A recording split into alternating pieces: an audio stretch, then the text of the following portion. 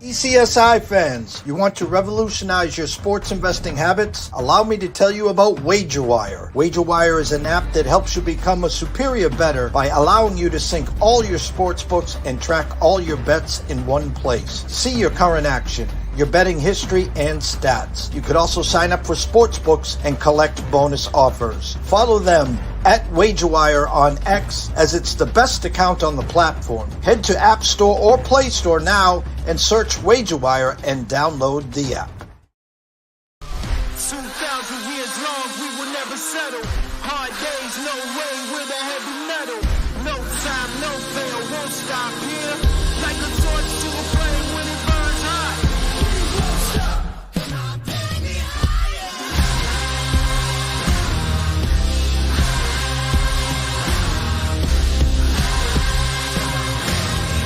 Like a torch to a flame when it burns hot. We won't stop. Good morning, sports fans from all around the globe. I am the host, Jeff Dawson, East Coast Sports Investors, and you see I'm smiling ear to ear. Big morning here. What a way to start your weekend other than CXO Travis Geiger of WagerWire. Give everyone a few seconds to roll in, as when Travis is here, it's a big-time show. You know, it's been a couple weeks, so we got a little backtracking to go, and actually some big plans ahead leaving on Monday, but I won't let the cat out of the bag. But first and foremost, of course, a shout out to our proud sponsorship, WagerWire. If you have not downloaded the app, please head on over to Google Play or wherever you download the app. It's free. From there, Travis, Zach, myself, the rest of the team, and it's a mile long, will take good care of you. I promise. And if you'd like to join this team, please send an email to affiliate@wagerwire.com, and we'll take care of the rest from there. So without further ado, the star of this show, the one and only, Mr. Travis Geiger. Good morning, Jeff. Good morning, sir. How are you? I'm great, man. How are you? I'm doing great. It's been a couple weeks. The world wants to know what the hell is going on with Mr. CXO and WagerWire. How's it been? It's been great. So it's a good time to come on because we got some exciting announcements. We are live with the first ever cash out option for daily fantasy inside the WagerWire app. We've created the first ever marketplace for DFS pick'ems with our partner RT Sports. And I can actually flash that for the people real quick, Jeff, if they're interested. We can go to, I'll show you guys on rtsports.com if you're interested. So if anyone who's familiar with RT, they've been around for a while. They're a pick'em site. You know, you can make your over-unders, put together your lineup. But what's different about this that's never been done before is these are lineups that are for sale. In the future, there'll be bets on WagerWire. This is part of Fantasy Wire, which we can get into that announcement. We've expanded our technology to not just be sports betting. We're a media company, we're a data company, we're a fantasy company. It's something that since the inception, my co-founders and I have been waiting for this moment. We founded Wire Industries, Inc. is the company that actually is the parent of WagerWire. This guy's selling his golf lineup. You know, it's in progress. We give it a C rating. We'll let you know, just like SeatGeek, if we think it's a good deal or not. This person apparently regretted what they put up immediately and have a nice juicy A+ deal on there. So they're just trying to get a buck out of it. It's really cool. And then same thing, if you have a lineup that you've made, you can post it for sale. If it's in progress, you can see the progress bar like here. Like these golfers are going off right now. So really interesting stuff. It's what actually won us the EGR Rising Star of the Year award. So for everyone that doesn't know, EGR is a invite-only executive conference. It's all around the world, different places. This one was won in North America.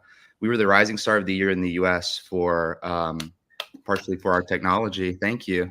Also for our media and the stuff we do here with Jeff on the show. If you look at the company that we're in, it's a good company.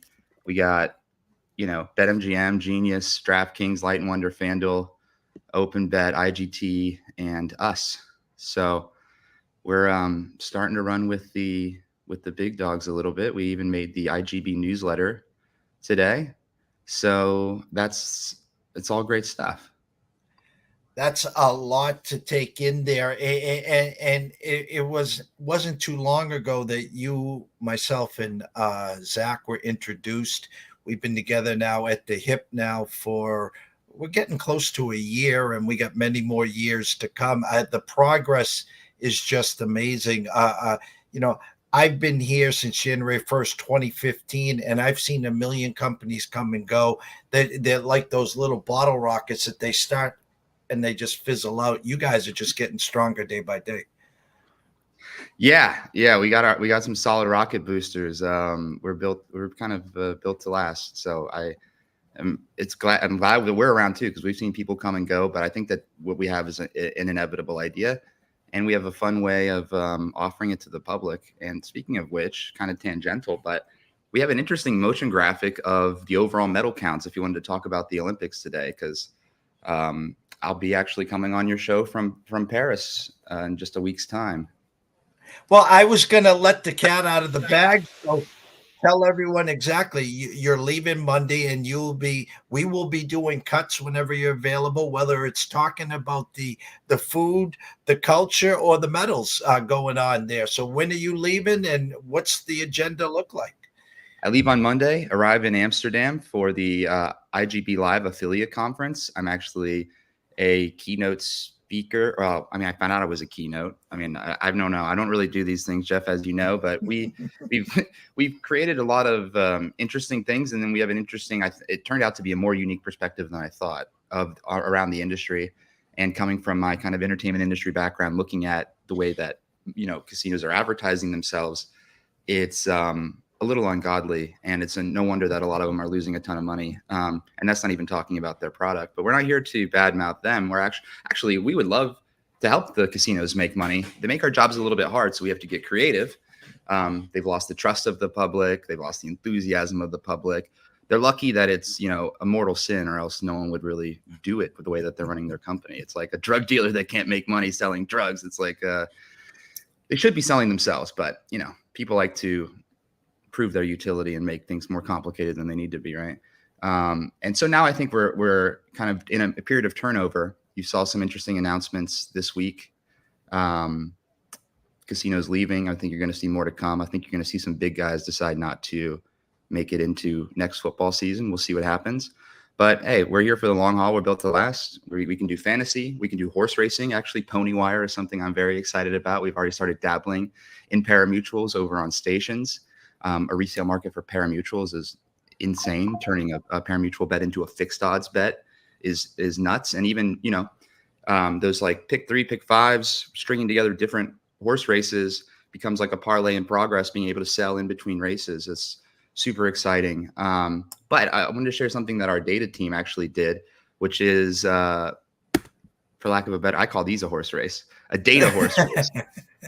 So this is going back to the first modern Olympics in 1896, and you can see the overall medal count. Now, the United States started with 11 gold medals that year, and you can see it start to stack up. We did Russia a favor and included all versions of their country. They've had several into their count. We'll see it keep going. Come on, it's the USA. What are you going to do? We don't even have the 2 world wars we won baked into there as we were counting too. I was got to count for something. In fact, if you add up Russia and China, they still fall far short combined of the United States. It's like a couple hundred short still. So while we're going to maintain our dominance for a while, I'll run that back because I think it's interesting. I like seeing data in this way. Especially chronological. I'm seeing it now more popular too in business. It's just something really cool. We have our data teams doing all kinds of stuff like this that we're going to be rolling out over the course of the Olympics. We're tracking individual odds. We're tracking individual, there's people trying for all times right now. You got Ledecky, right? You got Simone Biles. You got some of the all-time greats going at it. And I can actually transition into our predictive analytics, which is a little bit atypical for the games, if you would allow me to segue. Absolutely. So one of my favorite things, if people know me, and it's honestly it doesn't make a sense to a lot of people, it makes a lot of sense to me. Astrology, and I feel like the idea of sports voodoo and luck and curses It's all from the same invisible force. So I wanted to see, we're dealing with 4-year intervals. We're dealing with athletes born, different times. A remarkable amount of them are born in July. In fact, as we'll see in the 100-meter dash, the people that are 1 and 2, Lyles from the U.S. and then the Jamaican, were born 1 day and 4 years exactly apart. So we'll go through. So they end up having a lot of star signs. What it gets interesting is when you're in a doubles, like a badminton or volleyball, and you have to rely on your partner, you can almost look at love horoscopes to see the compatibility and communication styles between partners. So if you're not on our, it's not even a newsletter. It's an email magazine, we call it, right? Because newsletters are boring. This is an email magazine, and you can go to WagerWire.com right now and scroll to the bottom of the page and put your email, or WagerWire.com/#subscribe. We'll also do that. And if someone's listening on Twitter, you could drop that in the comments for people, because these go out every Friday. And then we're going to be doing regular dispatches through our European escapade here coming up. So this is our official Zodiac guide to the games of the 33rd Olympiad. Let's start with Ledecky. The star charts say that this is going to be her last Olympics. She's in a kind of a reframing mode as far as her chart is resetting. It's called a return to Saturn sometimes. Not everyone's return to Saturn is exactly the same, but it all starts around the age of 27. She was born March 17th, 1997, which makes her a 27-year-old Pisces. And her lunar zodiac, which is also called the Chinese zodiac, is the Ox. What I like about that she's a Pisces is that it's a water sign symbolized by two, the fishes swim in opposite directions. Actually, I have the symbol down here. She's proven herself. She doesn't need to live up to her star sign. But I think what's interesting here is the cycle, because the Monday after her events wrap up, horoscopes are like the Farmer's Almanac. The stars don't move. We move to them, but technically our future's been written in the stars, right? We just only read the horoscope one day at a time. And I walk down and I get the Santa Monica Daily Press, and I go to the back where the crossword puzzle is, and I read the horoscope. And if it stresses me out, I'll do the crossword puzzle. It's really interesting to think about people growing into this moment. And you can look at her accomplishments. I mean, it's pretty amazing. She's got in 2012 she had gold. So 2012. She's 97, 2007, 2000, and she's 15 years old. I forgot. She started when she was 15 years old winning that gold medal, right? One of the youngest ever, right? And that was in the 800 free. Then she won 4 golds in 2016, 2 more golds in 2020. So this will be her 4th Olympics. Will it be her last? Not for nothing. She's in this kind of period of turnover, the same exact Saturn's return as Simone Biles, which we're going to get to in a second. But for now, let's go talk about that compatibility element that we were talking about before. So this is Team Canada, Brandy Wilkerson and Melissa Humana-Padres. They're kind of a hot ticket right now. People like them. So I wanted to look at their star sign. Of course, we remember Misty May and Carrie Walsh from the U.S. I would love to go do some back testing on what their star signs were.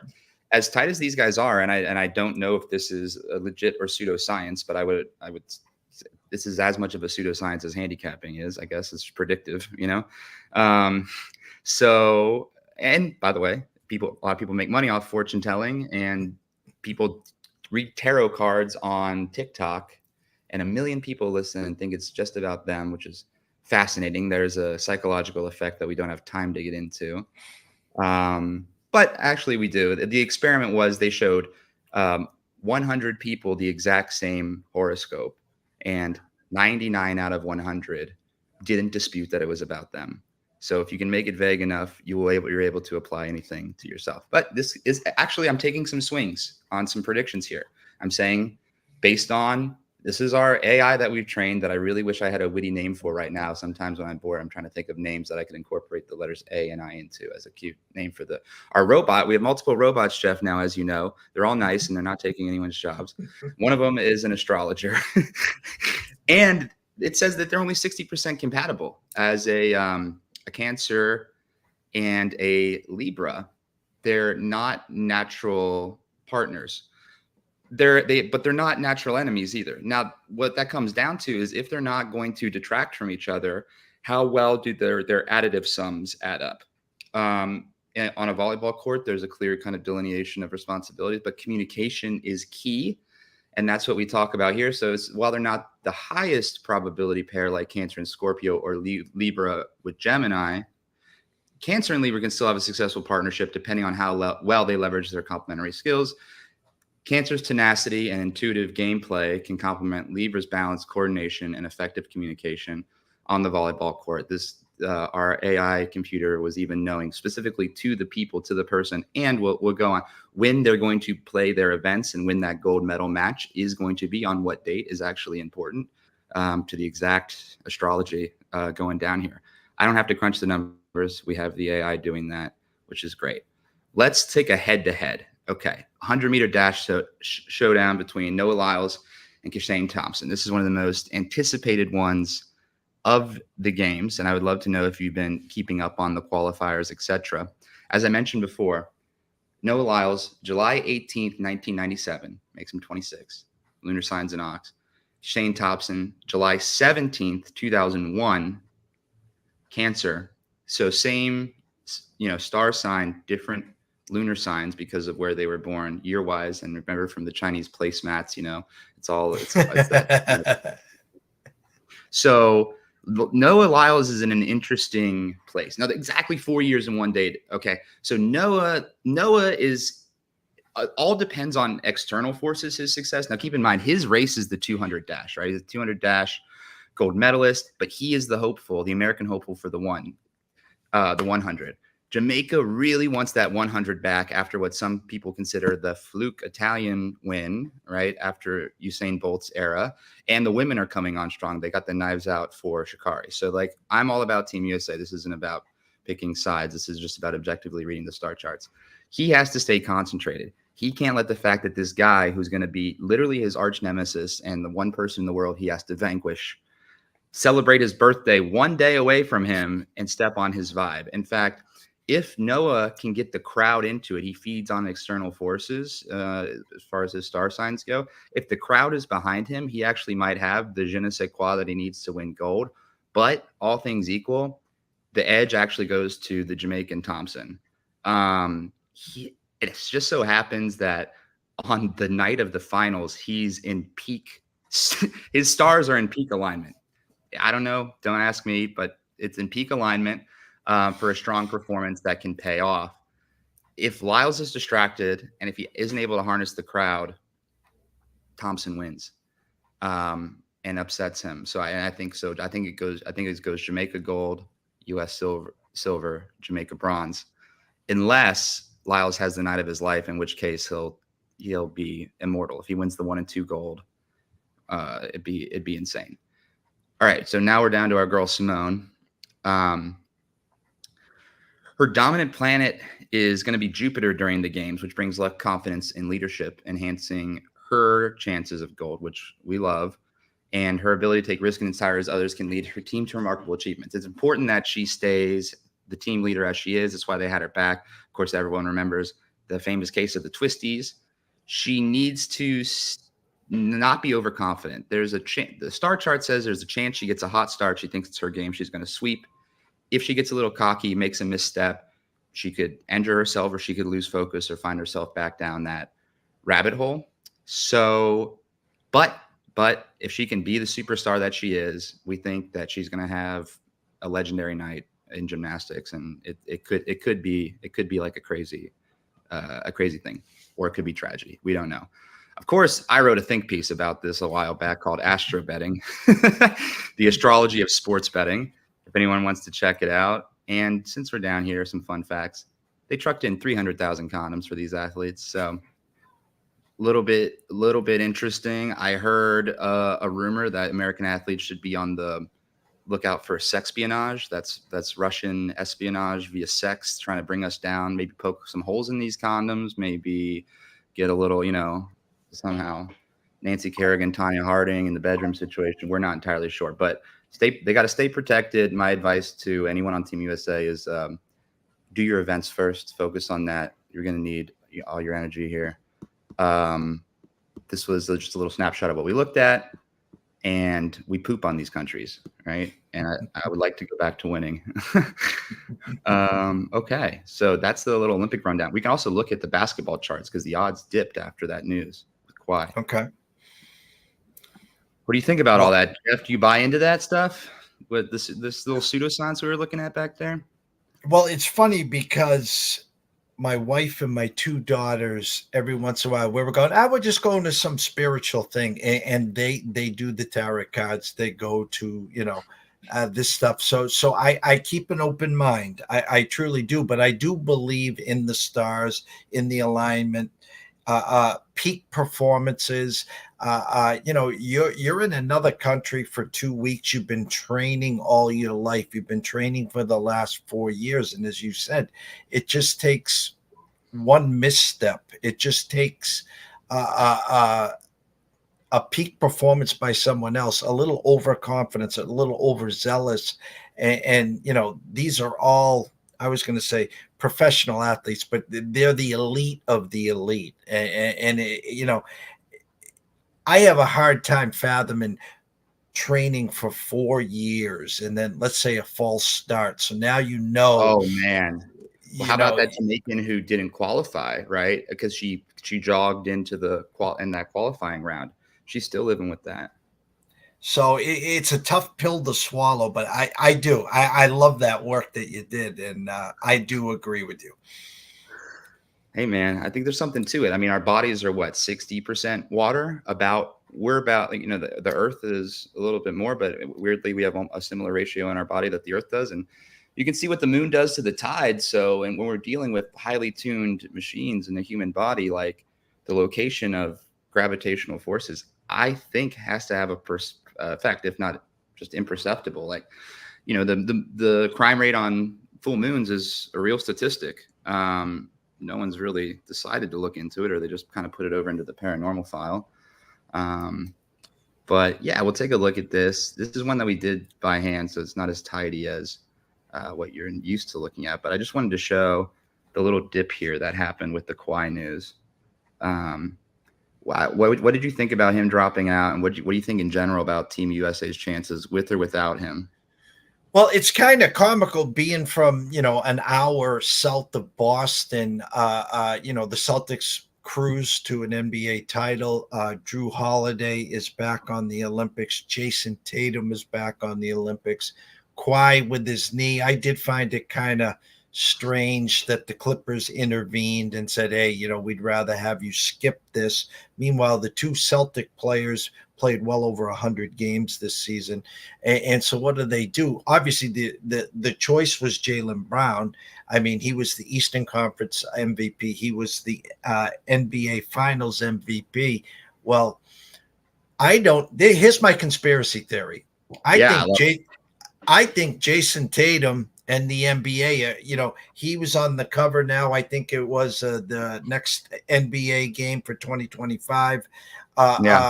They're trying to make him obviously the next face, him and Ant in the NBA as LeBron is fading off into the sunset. So we're going to get Tatum and Ant. Oh, fantastic. Good job, guys. So is it truly the Nike conspiracy because Jaylen Brown has made comments and him and Nike don't see eye to eye? The reason why Jaylen Brown wasn't taken, but another Celtic was taken, and Derek White. So not that Derek White's not deserving. And again, you have the 12 greatest NBA players assembled, but you need pieces. You don't need 12 stars. You need to be able to choreograph this offense and defense, only 5 on the court at a time. If you're used to playing 30, 35 minutes and you're only playing 8, 9, 11 minutes, how are you going to take that? Yeah, it 100% is a Nike conspiracy. I mean, the NBA is a corporation, just like anything else. They got their corporate partnerships, right? I mean, Dream Team, Nike, Olympic basketball needs sponsors, right? Nike is a big one. I don't know. It seems to me like they had a referee scandal that they shut down to save a TNT deal. And they even had the FBI involved in that one. The Donahue scandal. So that I don't think the NBA is below doing some corporate dealings, but these are words that will probably get read back to me in court. So I'll stop there. As they're signing a 74, 76, 78 billion dollar deal, and they'll be on every night of the week now, from NBC to Amazon to Peacock to ESPN. So again, more platforms, more money. So it's all about the More money. platforms, more money. Look, I think it's smart for Nike to sponsor the Olympics, because at the end of the day, they're an aspirational brand. Whether you're in shape or not in shape, like, you want to be an Olympian, or at least feel like an Olympian when you're training. This is kind of their moment. You also, like, it's interesting to see the brands kind of carve out their ethos, right? Because the Olympics are kind of a feel-good thing. So Procter and Gamble, and not to say that these are bad things, right? These don't have to be like left-handed things, but Procter and Gamble with their mom's campaign and like all the, the family stuff that goes into raising an athlete, that's great, because you get those human interest stories. Nike with their aspirational stuff, you kind of get the best of the feel-good advertising during the Olympics, which I'm excited about. It's different than the Super Bowl. And over the course of the games, you have these, I think, more creative campaigns, because a lot of them sustain or develop over 2 weeks. For me, just purely from an advertising perspective, it's interesting to see. I guarantee you Nike's going to have their fingerprints all over it. So this was Team USA basketball, actually slightly improved, apparently, after the, Kawhi thing. So they're still the heavy favorites, but I don't know. They played an exhibition. It was kind of funny with Canada, and I think they opened up 15-point favorites, closed at 12.5-point favorites, and it landed on 14, I think the number was. So Vegas, even though it's the Olympics, got their fingers on everything. They sharp as a tack, as always. So be careful when you buy the number. It's going to be interesting. They said this is, some experts or check marks said this is the greatest team ever assembled. And, peeing on my Larry Bird and Michael Jordan team from way back when the Dream Team was created. But it is what it is, Travis. Whoever, I don't even want to know who's saying that. Okay, that's hilarious. But yeah, no, whatever. I'm sure their opinion's valid in some way. Let's talk about that crate. Okay, so putting Olympics aside and getting into really American stuff here, that we have a crazy ticket story. So there's a gentleman named Calvin, who I love, who actually was interviewed by Kevin Noon on our Twitter last week. You guys can still check that out. He placed this whopper 3-leg parlay, and on January 20th. Oh wait, that's when this is. Anyway, the first leg was on June the 20th. I mean, look, this guy's got balls. 14.8K. I love him for that, right? To win $437,000. He had a Scheffler win check. He had the Vols to win the College World Series check. And now he needs the Ohio State Buckeyes, currently plus 420, which I love, to cash this, right? And the offer he's getting right now is $60K. We run it through our calc. If you wanted to bet the Buckeyes straight up at the window right now, you would have to lay 84 to win 437. So with that number, basically a replacement value number, we can see that his cash out offer down here of $60K, substantially short of the 84. Not the worst we've seen, but 72 cents on the dollar. He's going to go to every game. We're going to be there with him, filming the whole 9 yards. The championship is in Atlanta, right? I think it is in Atlanta this year. And as you mentioned, Jeff, 12-person playoff. So he can ride this all regular season. Even with one loss, he's not sweating getting in. 2 losses, he's sweating a little bit. But we got playoff eyes on this bet, right? Yeah, when we talked on Tuesday, I went through the schedule. And to be honest with you, with the 12 teams, it's funny. Take the 12 teams away and go back to what used to be a normal year. They've been sweating 1 losses. And now the fact is they'll be 9-10-point favorites against Michigan this year. They'll play Penn State. Their real challenge might be against Oregon this year. So even if they have 1 loss, they're going to be in the top 12. Them and Georgia are head over heels the two teams to beat right now. So one loss they're guaranteed in. And I'm going to tell you right now, a 2-loss Ohio State Buckeyes team is in the final 12, but I don't see 2 losses on their schedule. If they lose one game this year, it might be to Oregon. They're not going to lose, I don't think, to Michigan or Penn State this year. So he's going to get into the final 12 for sure. And it's going to be interesting following him week to week and seeing what the cash out is as this thing progresses, because he's going to get, I'm going to say, sweat free to December. Then the fun really is going to begin.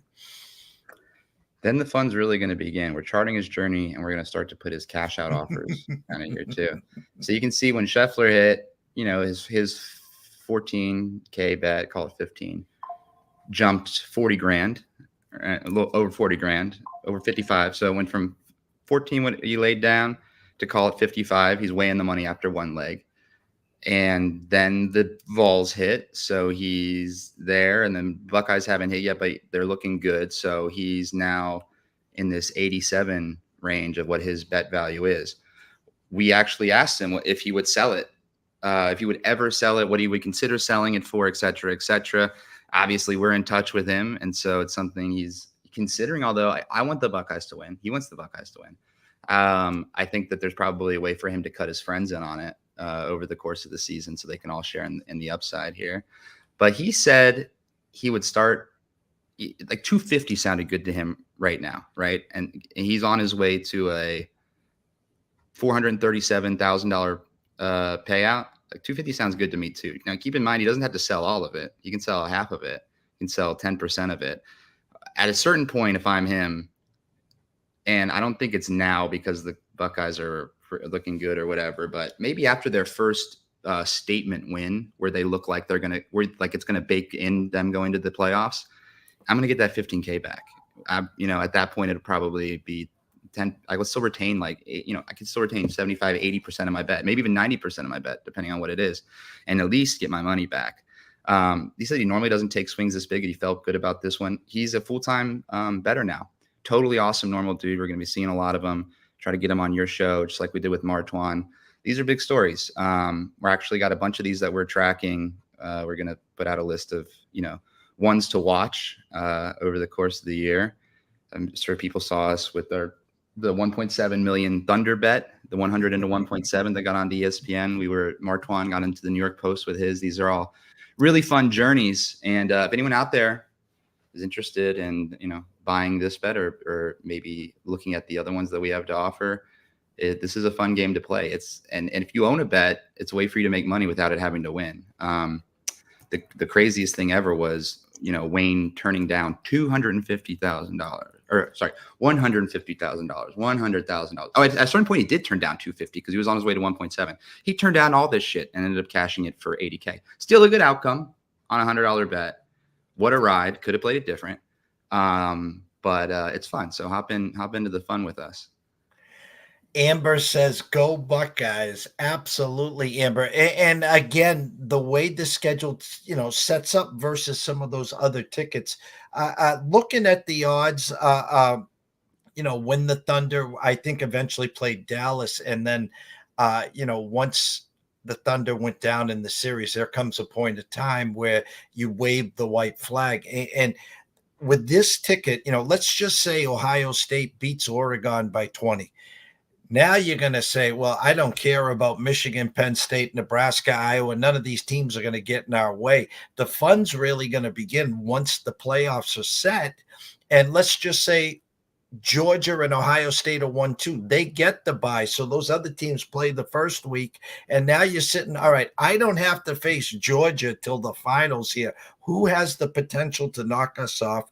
We'll have advanced numbers on what the spreads are going to be. Right now on a neutral site, maybe Georgia's 1.5, maybe Ohio State's 1.5. It would technically, I guess, sort of be a home game for Georgia in Atlanta, but we know the Buckeyes, ask Amber, travel well, so it's going to be one hell of a battle. The Buckeyes do travel well. And by the way, we have our preseason charts up for NCAA if people are interested. Pretty cool stuff. If back right after the national championship game, you placed $100 bet on the Buckeyes. Nothing's really happened except for training camp and recruitment, and you're up $37. So I feel like that's a game for people who really want to day trade too. People to play. People like you that know what closing line value, et cetera, know when a line's offsides, like all sorts of ways to capture profit. What are some fun things? Add Georgia to this mix just to see where the.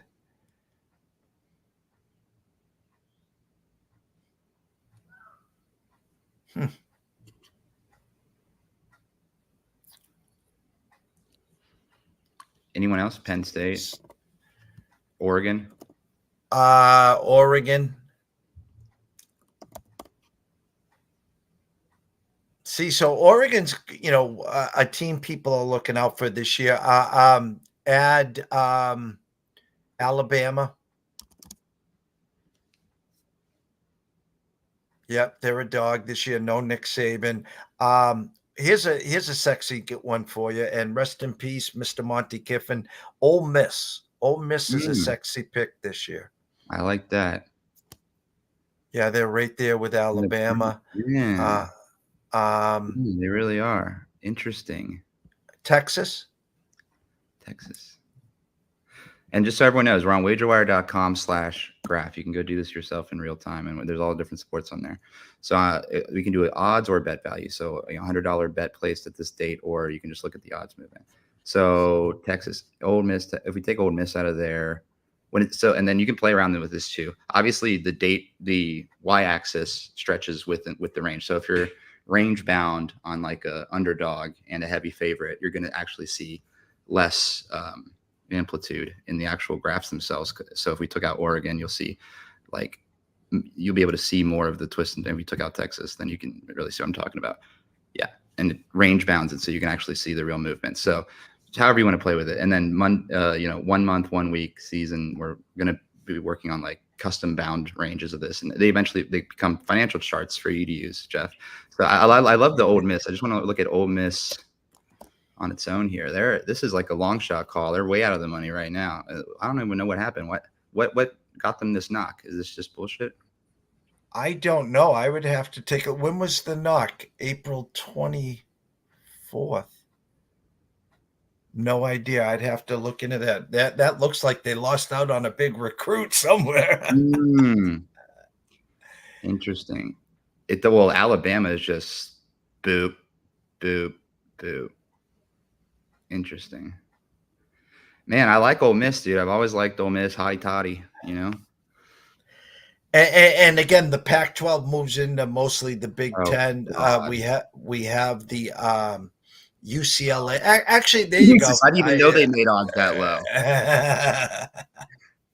What the fuck? Oh my God. I'll take a flyer on that. What the heck? USC's not much better, is it? No, so add Michigan. They're the defending champs. They lose Harbaugh. They lost a lot of weapons. Wow. They're in front of them. Get rid of UCLA just to see what's going on. So, I mean, look, I don't know. It's kind of disrespectful for a returning champ to be like that after. I mean, Harbaugh is Harbaugh, but I don't know. I guess they don't have a shot, but maybe they do. Well, because of Ohio State. Yeah, it's true. They're going to run into a buzzsaw, but they're going to be able to face him twice. So they're going to have, at least twice, right? Ohio State should cheat. They'll be in the Big Ten. I don't know who will be on the other side. And then again, the difference this year compared to all the other years is you don't have to win your conference title game to get in. So let's just say Michigan has one loss this year. It was to Ohio State. They still could get into the top 12, and Ohio State wins the Big Ten. They're undefeated. They'll be 1 or 2, and they'll get the bye, and then the other 10 teams will play off. How are they redoing the leaders and legends thing so it can be a little bit more smart about who gets to play each other in the championship, or no? I don't know the exact format. In other words, I don't think they're going to reseed after each. So let's just say in football, unlike college basketball and March Madness, everyone wanted more teams. Well, you're going to get more teams. So just for poops and giggles, if there was no buys for 1 and 2, and Georgia, let's just say Ohio State's the number 1 team in the country, and they were to play the number 12 team. Let's just say this year the number 12 team was Oklahoma. Put up Ohio State and Oklahoma. Ohio State would be favored by 14, 15. So everyone's getting that extra game or games that they wanted. But is a 1 really going to lose to a 12? I mean, it's happened twice in college basketball. Purdue and Virginia both lost to number 1s. But overall, I mean, we wanted more games, but do we? I don't know. Well, you never know. Maybe Michigan gets in and they have to play Appalachian State and they lose to them. You never know what's going to happen. So where again can they go find these graphs so they can do them? Yeah, wagerwire.com/graph. You can do MLB. We got NFL. This is, the odds are flying around starting now. We got NBA. Well, let's see if we're actually in the look back period of this or we're starting the new charts over again. Yeah, this looks like we're carrying over the fresh. We're starting the new. We're also going to be doing historical, so you can compare years eventually. So people who watch the show know that we do this quite a bit, and we always add new kind of bells and whistles to this. I'm over here now in the baseball section. It's really fun, right? And in the WagerWire app, you can sync your bet slips, and we'll be charting your bets in your portfolio, which is really cool. Right now, that's kind of roughed in with the calculator and stuff like that, but this all becomes almost like, I think it's going to be your dream, Jeff, like a Bloomberg terminal for sports investing. I can't wait. We got a lot of stuff up our sleeves for the start of the fall. We're going to try to do almost like a Bloomberg report, maybe at noon every day, where we're just going to hopefully maybe we'll have 4 or 5 tickets like Calvin's that we can discuss one a day at lunch while everyone's eating their hoagie sandwich. We'll be breaking down a ticket, see where these have moved. Maybe have the guests that own the tickets, have Calvin come on one day and John Smith and Mary Ann and talk about their tickets, see where they moved, and we can go from there. Yeah, man. I absolutely. I couldn't be more excited for what's about to happen this football season. And in the immediate, going back to the Olympics, yeah, I'm going to be, in French, they call it homme de la rue, man on the street. I'm going to be the man on the street. Before you depart, tell everyone where they can find all the work. Obviously, they know every day, every show, we talk about them here at ECSI, where to download the app, but the stage is yours here to close them out, brother. Okay, guys. WagerWire, one word. If you haven't heard about it, you're hearing about it now, or maybe you've heard about it a bunch of times. Do yourself a favor. The app is really cool. We have the Pick'em marketplace in there. We have your bet tracking. We have leaderboards. You can follow your friends. We even have WagerWire coins. It's pretty happening, and it's a place where we're all starting to hang out as a community. So do yourself a favor and download it. WagerWire, one word, on the App Store or Google Play. If you have it and you like it, drop us a rating. It always helps. I'm looking at 31 ratings here and 4.7 stars.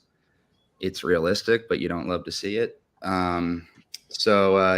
And hang around with us on Twitter and check in. Don't be a stranger. I'm WagerWire CXO on Twitter. If you want to DM me, we love meeting new people, content creators. We're also hiring people. We're staffing up. We do cool parties and events all around America, like every week, almost every day now, where we sign people up for sportsbooks and you get paid for being a sportsbook rep and ambassador. I won't disclose the pay here, but it's pretty good. Let's just say for one sportsbook sign up is worth the average cost of 4 OnlyFans subscriptions. So imagine what you would have to do to get 4 people to subscribe to your OnlyFans. You could make that with one sportsbook sign up. You can't beat that. Go follow him. Sign up. Get to WagerWire. Download the app. Follow me at EC Sports Invest, and the rest will be history. And, of course, we can't thank you enough here, Travis. And I can't wait to I get the text to say, all right, I'm ready. Let's go. And I don't care if it's 10, 15-minute quick hits from Paris. We are at the Olympics through your eyes and your phone, my friend. Man, I can't wait, dude. I actually have a Atlanta. I have a '96 Atlanta Olympic starter jacket that if I can get some stains out of it, it's going to look pretty good in Paris. From myself, Jeff Dawson at EC Sports Investor, one and only, the CXO of WagerWire, Mr. Travis Geiger. Shout out to Zach. Hopefully you were watching. Of course, Amber and the rest of this WagerWire community. In about 1/2 hour, myself and Sean Alvarez will take you to Saratoga. Opened up yesterday. We're going to talk some horses, and come join us there. But again, thank you guys so much. Have some fun this weekend. Safe travels, Travis. And I can't wait to talk to you. Make sure you got that passport ready, all right? Oh, baby. Let's stamp it out, Jeff. See you soon. See you soon, man. Thanks, everyone.